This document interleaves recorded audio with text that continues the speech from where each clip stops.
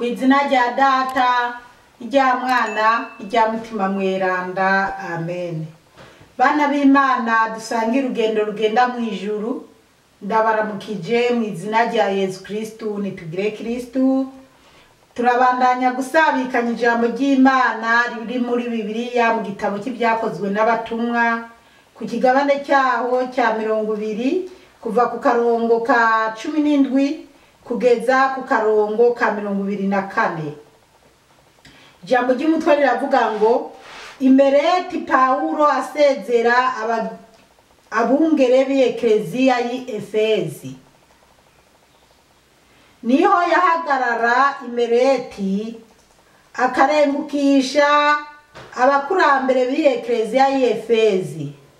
Bamaze kurenguka rimwe ababwira ati, murazi ukuntu kuva aho shikiye muri Aziya twagendanye nkorera umukama mu kwicisha bugufi, mu marira no mu makuba, nategwa n'imitego y'Abayuda.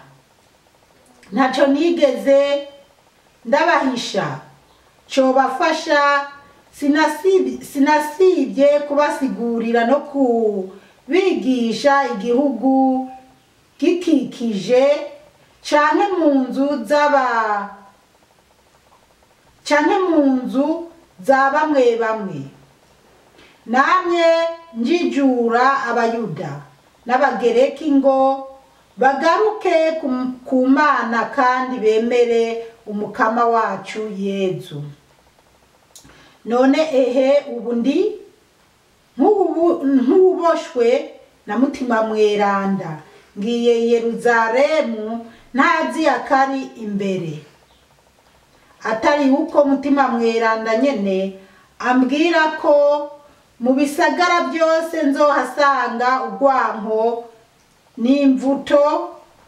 Mugabo jewe ntaco bimbwiye, kandi ugupfa ntikuntera ubwoba iyo mfuye kumara urugendo rwanje, ngashitsa ubutumwa nahawe n'umukama Yezu bwo kumenyesha abandi inkuru nziza y'ikigongwe c'Imana. Bene wacu muri Yezu Kristu, iri ni ijambo ry'Imana. Dushimiye Imana. Haleluya, amen. Haleluya, haleluya, amen, amen. Bana b'Imana, turabandanya kuzirikana urugendo rwa Paulo. Ijambo ry'umutwe riravuga ngo Imereti Paulo asezera abungere b'Ekleziya y'i Efezi.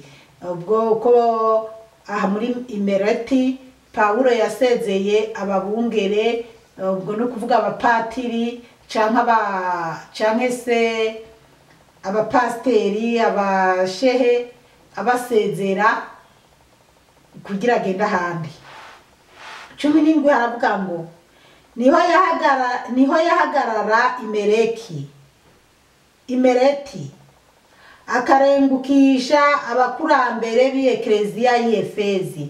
Ubwo yahagaraye muri Imereti arahamagara abo bakurambere, baraganira, mbese baraganira muri make. Reka tubandanye twumve. 18 havuga ngo bamaze kurengukira rimwe ababwira ati, murazi ukuntu kuva aho shikiye muri Aziya twagendanye. Ubwo yabibukije ingene amaze gushika muri Aziya, uko bagendanye, uko babigishanije, uko yabasiguriye buri kimwe.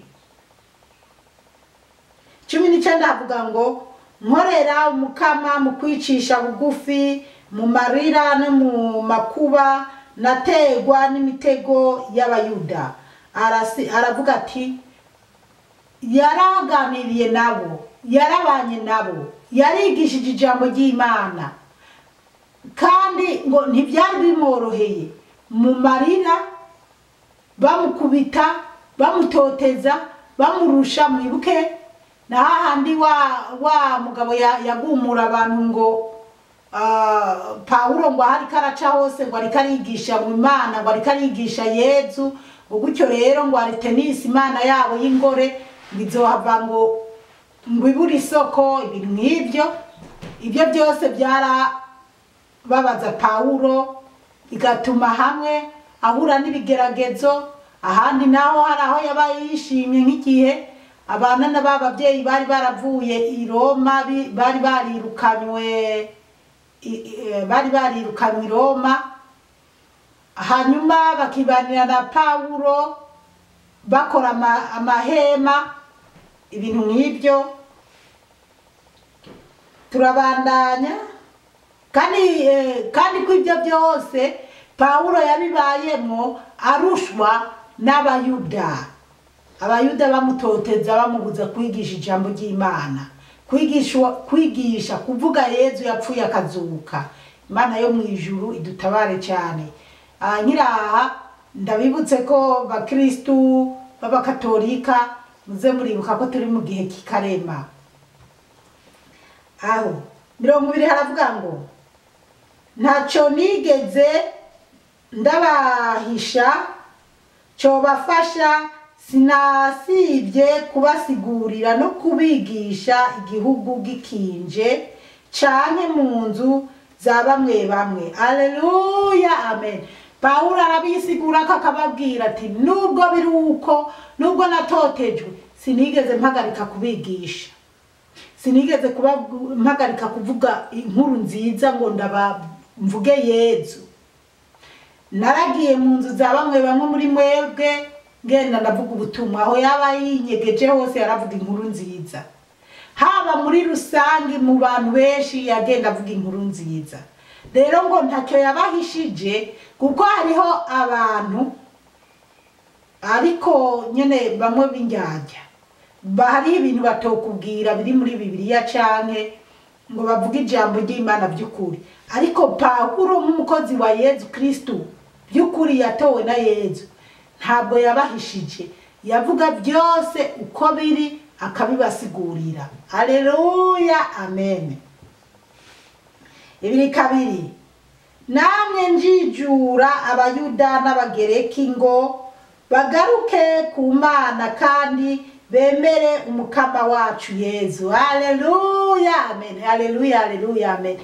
Ngo yamwe abwira abayuda, yamwe basigurira, abumvisha gukunda Yezu Kristu, abigisha akababwira ati yemwe bayuda n'abagereki, nyamara Yezu Kristu niwe yatubambiwe ku musaraba, niwe yavuye mu ijuru araza aratwigisha, hanyuma baramubwirira nabi baramwicara, mugabo baramuhamba arazuka. Rero yarabivuga. Birababaje rero gushika ubu kuba hariho abantu batemera urupfu rwa Yezu Kristu, batemera izuka rya Yezu Kristu, batemera ko Yezu azogaruka akaza kutujana.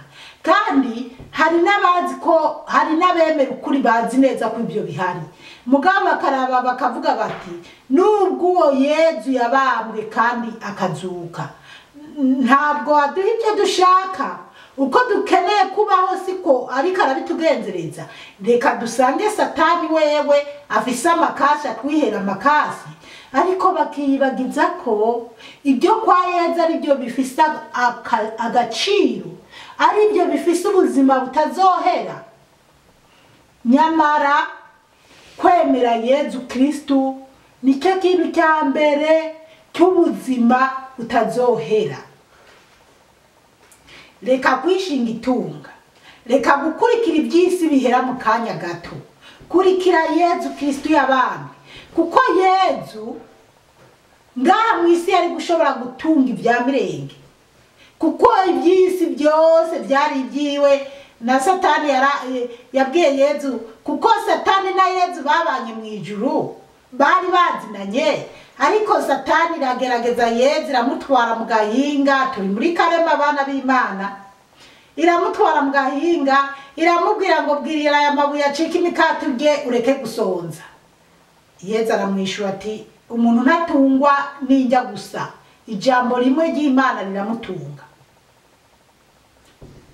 Satani ati imujanye ku gisenge ati nyamara wewe woca bugufi ukananse nako ngo koroka, yamujanye ku gisenge ngo koroka, wanyuma ngo Imana ngo irungike Yezu ati nyamara wewe shitani wowe uri kuri henda. Nyuma Satani ati nyamara burya jewe urabizi neza ko ubwami nabuhawe wopfuka mukasenga, iyo nzara nizo ngorane ndiko ndagucishamo, nyamara no ibi byose no bigura bizi ko ndabigaba. Yezu ati nyamara ukwiye gusenga Imana yawe akaba ari ukorera. Aho rero dukwiye gusenga Imana akaba ari dukorera. Nibyo Satani irafise uruhara runini ngaha mwisi, kuko Satani yarabaye mwijuru hanyuma Imana iramukorora mwijuru kubera amanyama. Rero nibyo ngaha kwisi Satani iraguha amakashi, iraguha ibyo ushaka, mugabo bifise amakondisiyo, mugabo bipfuye by'umuruho. Burya ngo abantu bakorera Satani harabaha amahera mugabo akababuza ko batazambara impuzu zizimbye, batazogenda, mbese akababwira ingene bagomba kubyifatamo, kandi akaba ari kuzuraritagura n'abantu bo mu muryango wawe kugira ukunde unezereze Satani. Murumva uwo muruho bana b'Imana, ariko wibereye muri Yezu Kristu, uriye ibijumbu bikugwa neza, uriye amateke n'ibiharage n'imikubi n'imboga z'ibijumbu n'icana byose watwangiranye, biba amahoro, ukiyumva amahoro. Naho kuryamira mu nzipfa ukire guca ibyatsi gusa isakare neza, wiyumva amahoro. Bana b'Imana, nimuze twemere kuba nka Pawulo. Pawulo umuntu asenga by'ukuri, ari mu Mana by'ukuri, ntashobora kuronka abantu bamusiga amavuta. Usanga bamwe bamuzira, bamwe bamutuka, bamuhahaza, bapinga n'ibyo yigisha. Nkuko na Pawulo avuga ati narahahajwe n'abayuda, abafarizayo barantoteje, mugabo nagumye mvuga ijambo ry'Imana. Mu makuba no mu mahigwe narahagaze ku ijambo rya Yezu Kristo. Haleluya, amen. Rero wari we wese afise uruhara mu ijambo ry'Imana, komera, kuko uruhara rwo kuvuga ijambo ry'Imana si padiri canke pasiteri canke shehe gusa. Urashobora kuba uri n'umukuru w'ingendanyi, urashobora no kuba uri umukuru wa jumuriya mu mibano mito mito, urashobora no kuba uri umukuru mu muryango wawe, mu nzu yawe. Bwira abana bawe ati twicare dusenge. Jewe nko ngahi wanje hariho umwana aba yumva ko akwiye kuba ari we aza kuduterera ishapure, ari we ubu turakora inzira y'umusaraba. N'abana batanazi n'ikirundi neza wanashaka, ariko uyo mwana w'umukobwa aragerageza nyene no mu nzira y'umusaraba, ukumva ni wari karaduterera, ukumva n'igihe jewe nyene ndabaha uburenganzira tukabikora mu Cyongereza kugira baze barabitegera neza, canke tukabikora no mu Kirundi. Rero urumva ko no mu bana banje hariho uwumva ko ari ayoboye abandi, ababwira ati nyamara twari kubigenza gutya.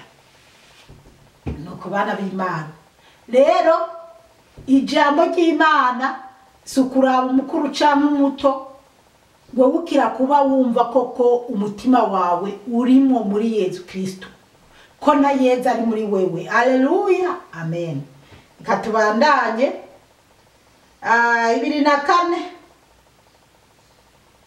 2:2 havuga ngo nonehe ubu ndi nk'uboshwe na mutima mweranda, ngiye Yerusalemu ntazi akari imbere. Ngo Pawulo aravuga ngo ameze nk'uboshwe agiye Yerusalemu, ntazi bigiye kuba imbere yiwe. Ariko murumva ko yavuga ati nk'uboshwe na mutima mweranda. Yarumva ko mutima mweranda ari wamukoresha, yarumva afise umuhamagaro wo kuja i Yerusalemu mpaka akagenda muri wa munsi mukuru wa Pentekoti twabonye.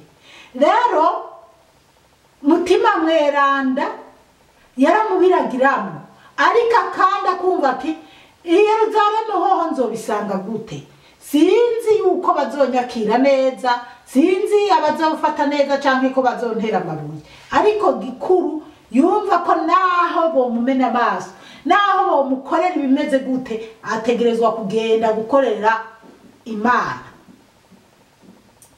Ibiri gatatu avuga ngo atari uko mutima mweranda nyene ambwiriza ko mu bisagara byose nzohasanga urwanko n'imvuto. Urumva ko yarabitahura neza, yarumva ko mutima mweranda anamubwira ati mu bisagara byose uzoza uracamwo uzohasanga urwanko, uzohasanga imvuto, bazoguta mu gasho, bazoguhahaza. Haleluya, amen. Bana b'Imana, nimuze tuze turubaha Imana. Abadutoteza iri jambo ry'Imana je rirankomeje, ahubwo rirankomeje gose, kubera nanje hariho abampamagara bakantuka, hariho abambwira ngo nawe wicaye ngo byonyene wicaye mu byaha, ariko nje nkamenya ati Yezu nkorera ndamuzi. Haleluya, amen. Rero urahura n'abaguca intege, kandi nabo gushigikiye bakaguca intege, bakakumvisha ko wanasanze ko ibyo uri mutabizi. Ariko iyo uhagaze mu Mana neza, mutima mweranda akaba ari wagukoresha, uramenya ati ntacyo. Bana b'Imana, njewe nyene hari igihe abantu baba bavuga uko bashaka, mugabo je nkavuga ati haleluya, kizima nzi ko ndi kumwe na Yezu. Hariho n'abatokumviriza ubutumwa mvuga bakangwiza, ariko ndababwire, murabona ahantu nicaye abantu bo muri kuri YouTube, ntihashobora guhera ukwezi ntabonye umuzungu yidombokeje ntazi ngenaje nkamusengera. Ubushize haraje umwana w'umusore akiri muto aransaba ko no mubera umuvyeyi, arasaba ngo ntiyarazi ko nza kumuzana. Ndababaza, by'ukuri urashaka ndagusengere? Urashaka kumva ko Imana jesenga Yezu Kristo yabambwe ku musaraba, yapfuye akazuka, urumva ko umukunda nyene uvyemera cyane? Ndamubwira ingo ahubwo mise nibuka ko naciye ngenda nkazana umusaraba wanje na amazi yaraheze mu bwana hari mutuvuta, nahise ngenda ndabizana ano mavuta ndavuguta mu ntoke zanje. Hanyuma ndabubwira okay, niba ubyumva, kubera yari umuyisilamu, ni umusilamu, mugabo icyo nzi nuko nzi ko agiye guhinduka, sinzi nyimba muri Islamu, sinzi, gusa we yarambwiye ko ari umuyisilamu. Turaza arapfukama, ndamubwira okay, ndamwereka ati je rero nkunda Yezu. Abayisilamu ntimumanika umusaraba ngaha aho musengera, niba wumva, arambwira ati mama ndagukunda, ndumva jewe wewe umbereye umuvyeyi, nogira amahoro kandi nuruhuka mu mutima. Ambwira ko n'abavyeyi biwe bari ndibagiye igihugu yambwiye bava abamwo, ahubwo mise mbona n'izina ryiwe ahantu najyanditse, kuko ari kuri porogaramu y'abantu n'amasengera narajyanditse, ariko sinori babwira. Basi arapfukama ndamusengera, aranezerwa, ndaheza gusenga aranezerwa, nanje ndanezerwa. Rero kubera Yezu hariho abantu bikenewe ko bahura n'abantu b'abavyeyi basizwe amavuta n'Imana, Imana yatoye kugira baba bandi bo kuroba abandi bantu. Rero bana b'Imana, wewe nyimbuzi ko uri umukozi w'Imana, ukabona abantu bariko baraguca intege, bihorere, kuko hariho abawe ugomba kuroba, kandi Yezu Kristo wenyene niwe azogukoresha mpaka abana biwe bazimiye ukabagarura. Rero twariko turibandaniriza n'ibya Paulo, ariko yarazi neza ko ni Yerusalemu agiye atazohabona amahoro, azohura n'ibimugerageza. Niko rero duhura n'ibitugerageza, tugahura n'ibibazo bitandukanye n'abadutuka, ariko wewe gumamo neza. Haleluya, amen. Usabe papa wawe Yezu abane nawe, umutima umweranda abari wagukoreramo, akubemo, utitaye ku bana bo mwisi n'ibyo bagutwenga n'ibyo bakugiriye iki. Oya, korera Imana, wibuke Yezu Kristo yabana, umubwire uwo ari we wese ikinza yatumariye. Reka tubandanye. 2:3 aravuga ngo atari uko mutima mweranda nyene ambwiriza ko mu bisagara byose nzohasanga urwanko n'imvuto. Na twari tuhavuze 2:4 aravuga ngo mugabo jewe ntaco bimbwiye. Haleluya, amen. Urwanko n'inzigo n'abamutoteza Paulo ngo ntacyo bimubwiye. Haleluya. Na jewe Zipora umusabyikazi w'Imana nzima, urwanko, abanyanka, abamvuga nabi, abongirira nabi kubera ijambo ry'Imana, ibyo ntacyo bimbwiye. Igikuru nuko mbanzi ko Yezu papa wanje nkunda kandi ari kumwe nanje. Haleluya, amen. Kandi ugupfa nikunteza ubwoba, nikuntera ubwoba iyo mpfuye kumara urugendo rwanje. Ngo gupfa ntibimutera ubwoba. Haleluya. Nanjye Zipora umusabyikazi w'Imana nzima, gupfa ntibintera ubwoba, ntibyontera ubwoba, kubera ndazi neza nzopfa hageze, kandi nzi neza ko iyo nzoba ngiye hazoba ari heza cyane gusumba aho ndi ngaha mu isi. Twipfuze ijuru, twipfuze gukora ibyiza bizotugeza mu bwami bw'ijuru. Umuntu rero atabikoreye ntazoronka mu bwami bw'ijuru. Ariko uri ngaha mu isi ubona ibisayangana n'ibindi nta n'agapande na gatonya. Tumva ngo isi iraryoshe, ariko nta uburyo ngaha mu isi murahabona uburyohe bana b'Imana nta buhari. Nyemba ubona ujya ukajya mu gahanga ukagendera mu modoka bigakunduka ukidegembye ukagira, ariko nta munezero uri mu iyi si. Uragira gutyo ukabona abandi inzu ziriko zirabagwako, abandi bariko baratwagwa n'amazi, abandi bariko barahunga bicwa n'inzara. Nta munezero uri mu iyi si. Umunezero tuzowusanga mu ijuru ku Mana honyene. Icyakora ngaha mu isi ku bana bumva ko bakunda Yezu Kristo turanezerewe pe. Ibiba byose uravuga okay, ibi none Yezu ntiyabivuze, tukamenya ati Yezu yarabivuze, n'ishaka ry'Imana ririko riraranguka. Turabandanya ngashitsa ubutumwa nahawe n'umukama Yezu bwo kumenyesha abandi inkuru nziza y'ikigongwe c'Imana. Haleluya, amen. Haleluya, haleluya, amen, amen.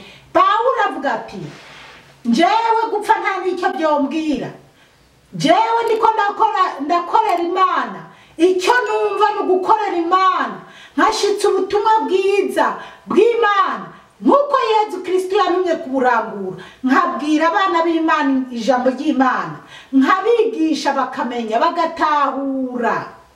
Murumva rero abamaze gutahura neza Yezu Kristo wari we ntibatinya gupfa, ntibatinya gupfa. Oya, ahubwo barashinga intahe. Rero tureke kwigisha ijambo ry'Imana dushaka inyungu. Tumenye ko inyungu twoharanira ari inyungu yo kuzoba mu bwami bw'ijuru, tukabana n'Imana, tukabana n'aberanda n'abamarayika, aho Satani kitazoshika, aho abadayimoni batazoshika, aho tuzobaho twidegembya tunezerewe. Korera Imana ukiri mu mubiri, korera Imana ukibishoboye. Hari igihe uzipfuza gukorera Imana udashoboye kuyikorera.